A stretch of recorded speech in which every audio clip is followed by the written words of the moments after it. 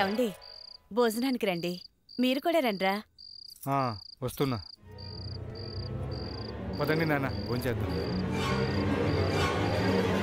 రండ్రా, లేట్ అయింది.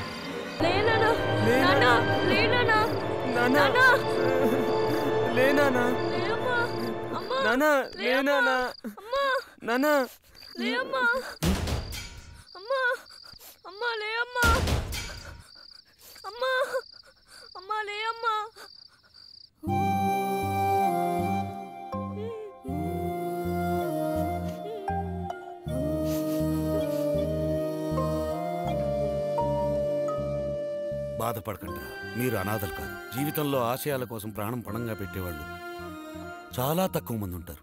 అవునరా, డబ్బు కోసం కాకుండా న్యాయం ధర్మం కోసం ఆఖరికి ప్రాణాలను కూడా పణంగా పెట్టగలిగేవాడు నూటికో కోటికో ఒక్కడే ఉంటాడ్రా. ఆ ఒక్కడు మీ నాన్న అయినందుకు మీరిద్దరూ గర్వపడాలి. ఊరుకోమ్మా, వీడేమో ఎక్కి ఏడుస్తున్నాడు, నీ కంట్లో ఒక్క చుక్క కూడా నీళ్లు రావట్లేదు. ఏడుపొస్తుంది పెద్దనాన్న, కానీ ఆపుకుంటున్నానంతే. వదలను. మా నాన్నని చంపిన వాళ్ళని కానీ మమ్మల్ని స్థితికి తెచ్చిన వాళ్ళని కానీ ఎవ్వరినీ వదలను.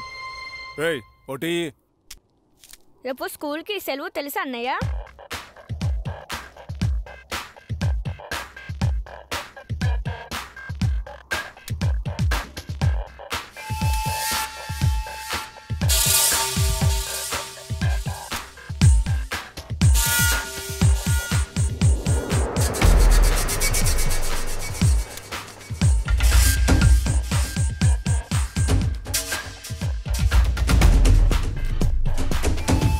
బాబు, కత్తిసుకెళ్తాను ఎందుకు?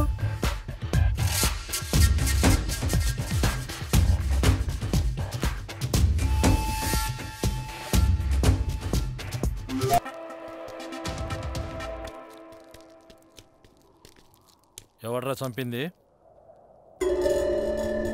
వాడిని అన్న అనుకుంటా. వెరీ గుడ్, మంచి పని చేశావు. సొంత అన్ననే ఎందుకు పట్టించావు?